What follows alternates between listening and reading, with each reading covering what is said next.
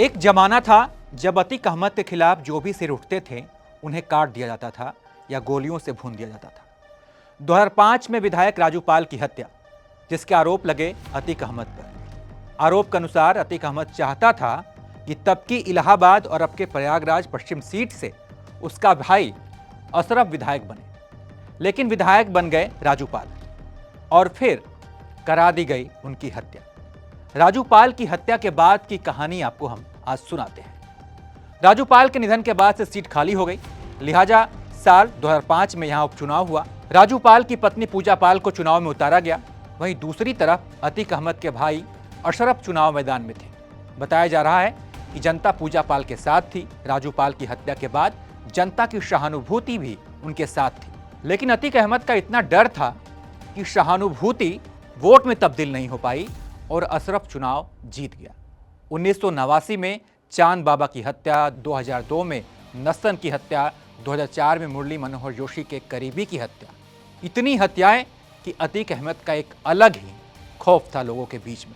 जो भी विद्रोह करने की कोशिश करता वो मारा जाता। अब साल आया 2007, मायावती बनती हैं यूपी की मुख्यमंत्री, जिसके बाद अतीक अहमद पर गिरफ्तारी की तलवार लटकनी शुरू हो जाती है। उन पर 20,000 रुपए का इनाम रखा जाता है।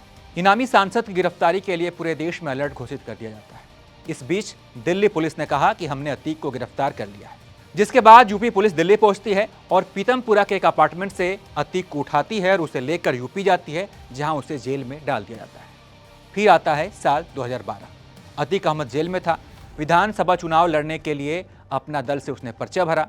इलाहाबाद हाईकोर्ट में बेल के लिए अप्लाई किया गया, लेकिन हाईकोर्ट के 10 जजों ने केस की सुनवाई से ही खुद को अलग कर लिया। 11वें जज ने सुनवाई की, लेकिन अतीक को बेल दे दी। उस वक्त यह चर्चा चली कि ये जो 10 जज थे जिन्होंने सुनवाई से इनकार किया, वो अतीक अहमद से डर गए थे। तो कुल मिलाकर अतीक अहमद को बेल मिल गई और अब उसके पास ये आखिरी मौका था अपना गढ़ बचाने का, जिसके बाद अतीक अहमद खुद पूजा पाल के खिलाफ चुनाव लड़े, लेकिन जीत नहीं पाए। उसके बाद से राज्य में सपा की सरकार बनती है और अतीक ने फिर से अपनी हनक बनाने की पूरी कोशिश की।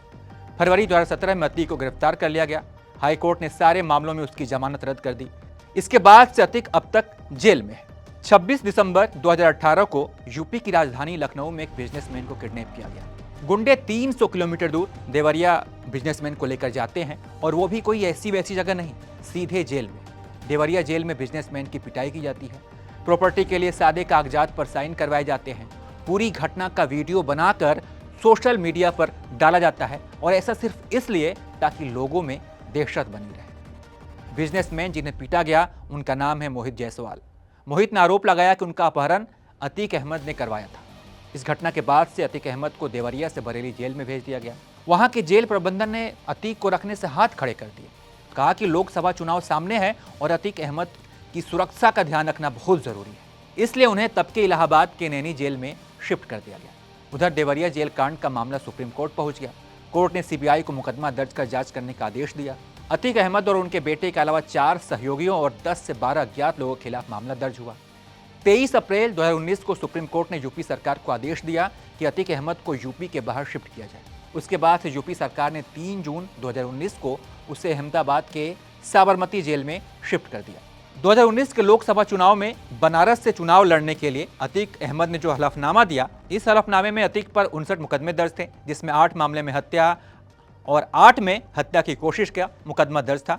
2019 में अतीक अहमद ने पीएम मोदी के खिलाफ चुनाव लड़ा था, लेकिन उसकी जमानत जब्त हो गई थी। अतीक अहमद को लेकर खास बात यह है कि उसके ऊपर दर्जनों केस हैं, लेकिन एक भी केस में वो दोषी नहीं पाया गया है। अतीक अहमद की राजनीतिक जीवन पर एक नजर डालते हैं तो 1989 में पहली बार इलाहाबाद पश्चिमी विधानसभा सीट से निर्दलीय विधायक बना। 1991 और 93 का चुनाव निर्दलीय प्रत्याशी के रूप में जीता, और 1996 में इसी सीट पर सपा की टिकट पर अतीक ने चुनाव लड़ा और फिर से वो विधायक बन गया।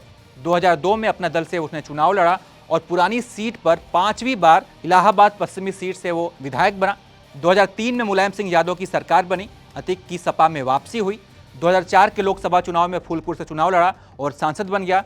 तो ये है अतीक अहमद की पूरी कहानी, जो एक समय खौफ का दूसरा नाम था। और कुछ दिन पहले जिस तरीके से उसके गुर्गों ने उमेश पाल की हत्या कर दी, ये तय हो गया कि वो भले ही जेल में है, लेकिन उसकी हनक अभी भी कम नहीं हुई है। बाकी इसके बारे में आप क्या सोचते हैं? आपकी राय हमारे लिए काफ़ी मायने रखती है, इसलिए कमेंट करके अपनी राय हमें ज़रूर बताइए। और तमाम अपडेट्स के लिए आप देखते रहिए ABP लाइव।